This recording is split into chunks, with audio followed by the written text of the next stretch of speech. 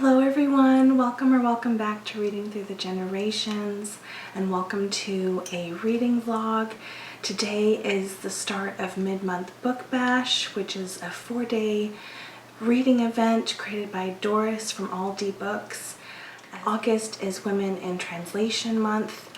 I enjoy reading translated works by women authors from around the world. I've enjoyed participating in the past, and I've enjoyed it so much so that for the past 5 years I've made it into a year-long reading challenge for myself.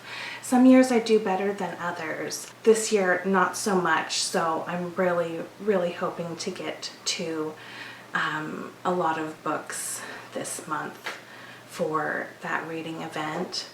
And then Ellie's Cozy Chronicles is hosting a Ladies in August readathon, which celebrates women authors who lived and wrote during the first part of the 20th century. And I thought for the purpose of this mid-month book bash vlog, I could combine the two. So when I took a look on my own bookshelves, I found a Tove Jansson book, The True Deceiver, and this is translated from the Swedish by Teal. And this is a 2009 New York Book Review edition, and it says that this was the winner of the 2011 Best Translated Book Award. And I think the reason, she's one of my most favorite authors, and I think this is the last book of hers that I've never read, and I think the reason why is because it sounds very different from her typical writing style. It just sounds a bit darker than what I'm used to. One of my most favorite books is the Summer Book, and of course the Moomin Troll series. So I have this one to look forward to this weekend. And then I have On a Woman's Madness by Astrid Roemer, and this is translated from the Dutch by Lucy Scott, so a woman translator, so extra bonus points. And it says on the back, with its tales of plantation-dwelling snakes, rare orchids, and star-crossed lovers, is a blistering meditation on the cruelties we inflict on those who disobey. And I believe this is a classic of queer literature. And Astrid Roemer is originally from Suriname and immigrated to the Netherlands when she was a teenager. So it looks like we'll be going to Suriname as well this weekend. I'm not sure how much reading I'll be able to get done today, as my mom is flying into town. If I do, I will check in with you before the end of the day, or I will see you tomorrow morning.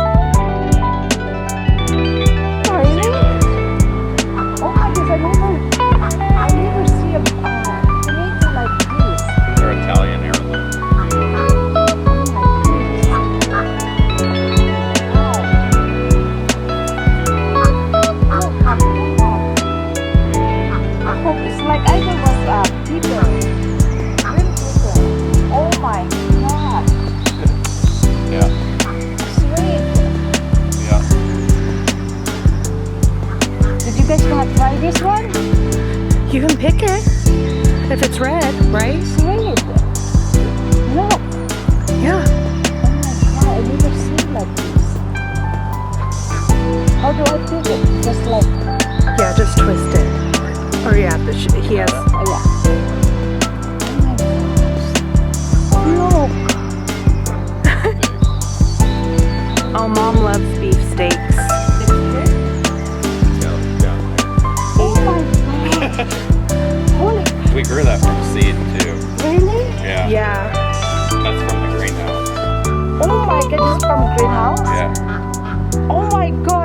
Oh my gosh, yeah, this is ready.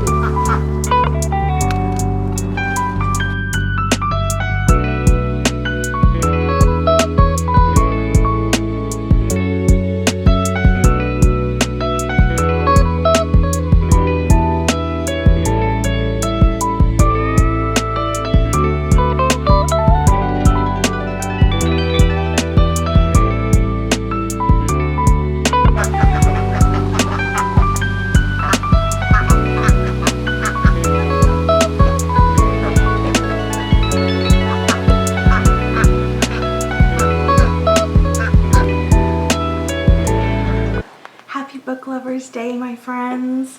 I hope you get to do something fabulous today to celebrate. As you can see, I am wearing one of my favorite bookish t-shirts that my sister and I got from Vintage Books up in Vancouver, Washington. My mom's flight, she got into town a bit later than she expected. There was a delay. So we just spent the remainder of the day together. It was a lot cooler than it has been, so we spent a great deal of time out in the garden and we had an absolutely fabulous time, and she went home with a bunch of goodies to bring back to Dad, and so yeah, very lovely visit. I needed that. And as for a reading update, I did start on A Woman's Madness by Astrid Roemer last night, and it opens pretty intensely. You meet a young Surinamese woman, Noenka, who is badly hurt. She shows up on the doorstep of her family home, badly beaten by her abusive husband, and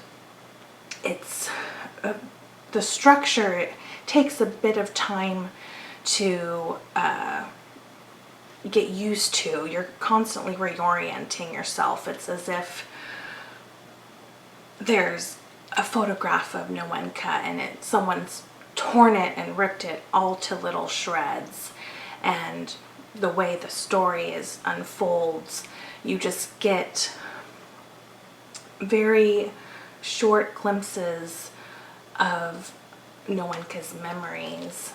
So it's as if you're piecing together this photograph of Noenka's life. But the prose is beautiful. I can read a little passage. The story actually opens with a letter dated Lelydorp, August 29th, Merrick Ursa Major, which I believe is one of the major stars in the Big Dipper. And this is a letter she's writing to Gabrielle. I don't know who Gabrielle is. Noenka writes, "It's the start of a big year for us. Time has stepped out of its straight line and become a contracting orbit. Gabrielle and I follow opposing orbits, longing to meet at the zenith. Meanwhile, nature rejuvenates itself in orange harvests, colorful blossoms, molting birds, bright yellow chicks, and seasons like the rains in May and sunflowers in August. Even the sun gives in unconditionally to the trade wind that pushes it westward, and meteor showers worry me." So yeah, I'm about 25% of the way through.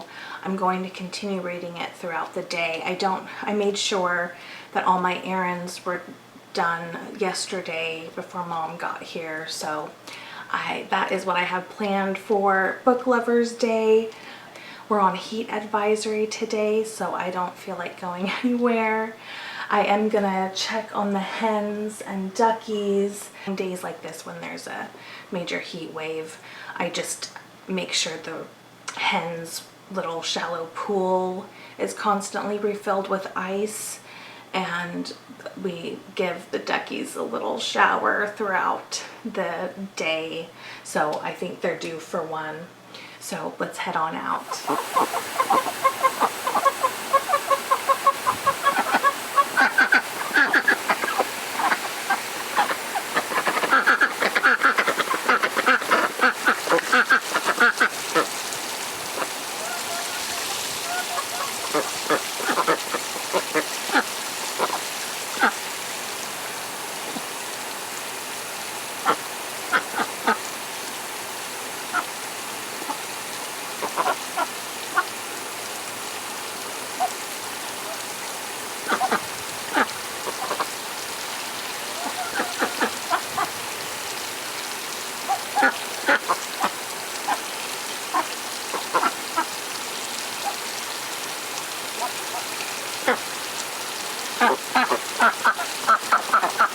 Hello everyone, it's now Sunday afternoon and I finished On a Woman's Madness.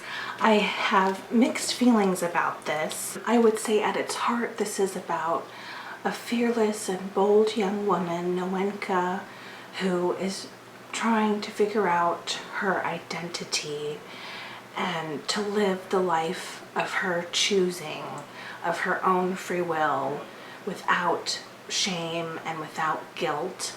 There are limitations and restrictions that are placed on her because of her gender, her race, and her sexuality. She knows her mind and she knows what she does not want in life, and she's tired of being told what is expected of her and what's expected of her in post-colonial Suriname. The woman, she's expected to submit to the traditional and misogynistic ideals and roles in her community. As you piece together Noenka's life, you see the constant barriers that she has to face, but she still acts on her intuition. And the story is about her and her lover, Gabrielle.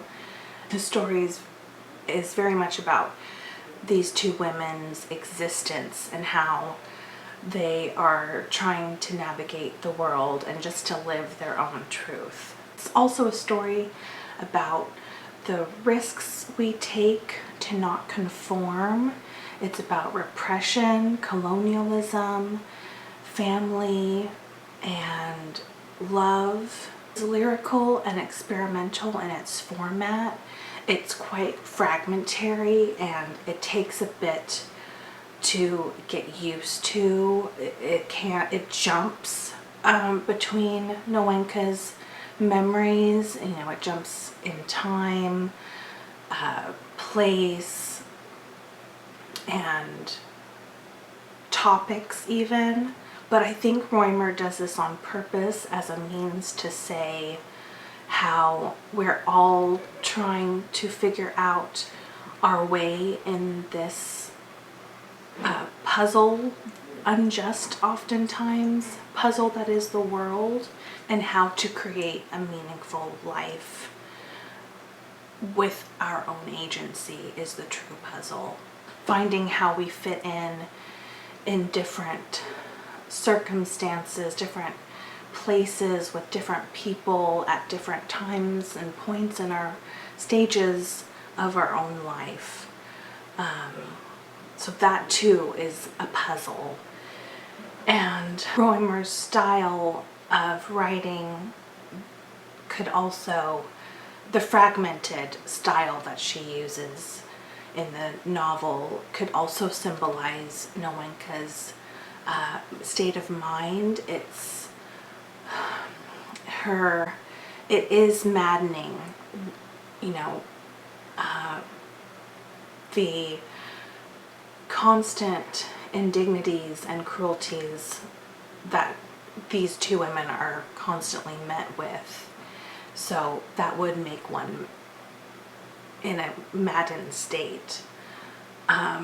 So just, it does go to dark places. She is forced to be institutionalized. So do be forewarned and look into trigger warnings. I needed to know what happens to Noenka, so I read on, even though it's subject matter that I find difficult to read about, but I'm happy I pushed through. This novel was longlisted for this year's International Booker Prize. Astrid Roemer also received the prestigious Dutch Literary Prize for her work in literature back in 2021, and I will absolutely be seeking out more of her work, particularly her poetry. There were some, I have to read one to you. Don't weep, mother of fathers and mothers. Don't weep, mother of blacks and whites. Don't weep, mother of gods and men. As long as moons sail through air, shall mothers children bear. As long as suns glow, shall pain bring mothers low. Don't weep, mother of fathers and mothers. Don't weep, mother of blacks and whites. Don't weep, mother of gods and men. As long as moons revolve around planets, planets revolve around suns, shall suns glow, shall suns glow, shall suns glow. Yeah, very powerful, powerful book. For the rest of the day, I have to do some garden work. We have an apple tree whose branch kind of broke. The weight of the apples were just, it was too heavy. So I have invited a couple friends and neighbors to pick what they would like. And I think I'm gonna, well, I'm not, but I think Nico is gonna take a chainsaw and repair the broken branch. And I might make some pizza dough so we could all have a snack after we pick apples.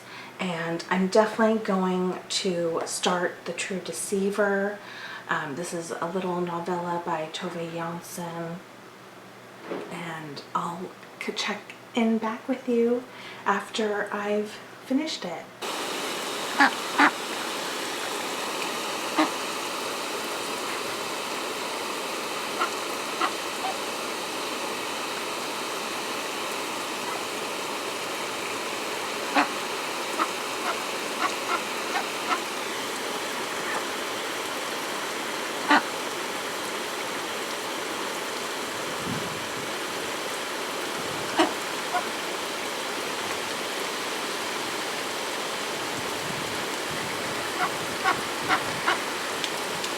Hello everyone, it is now Monday and I'm back with a little reading update. I did finish Tove Jansson's The True Deceiver and I thought it was absolutely fascinating. It is a quiet and profound character study of two very different women trying to make it through another bitter winter in Sweden. I do enjoy Jansson's unsentimental and straightforward writing style, but this is definitely a much darker novel. It definitely made me uneasy throughout the story, and I've never experienced that before with any of her other works. And I don't want to give too much away because it is a short read. It starts off with you meeting two outcasts, a brother and sister duo, Katri and Mats, and they keep to themselves apart from some work that they both do in their village, and a wild wolfhound companion that stays by Katri's side wherever she goes. They are both gifted in their own way. Katri, for example, she's the oldest, and it is extremely analytical and disconcerting. She prides herself on being really intelligent and emotionless, to the point that she has a reputation in the village of being so brutally honest and scrupulous that villagers seek out her advice when it comes to legal contracts and agreements. Katri is extremely protective of her 15-year-old brother, who has a reputation for being slow-minded, but he is a genius at maritime design, and he dreams of one day owning a boat to sail across the world. And then a series of events take place that lead Katri into befriending an elderly children's book illustrator, Anna, and the story builds from there. The story is about these two women who have wills of iron and the power dynamics between the two and their interactions and behavior with towards the other villagers and with one another and with themselves. I think this would make for a fabulous buddy read because of the discussions, the endless possibilities of the discussions that would be prompted, and I'm definitely going to suggest this one for my own family book club this winter. If you've read this one, I would love to chat with you about it, and do let me know what you've been reading lately, especially if you're participating in Women in Translation Month and or Ellie's Ladies in August Readathon. I am going to end this video here. Thanks so much for spending some time with me, and I wish you all a fabulous week ahead. Take good care. Bye-bye.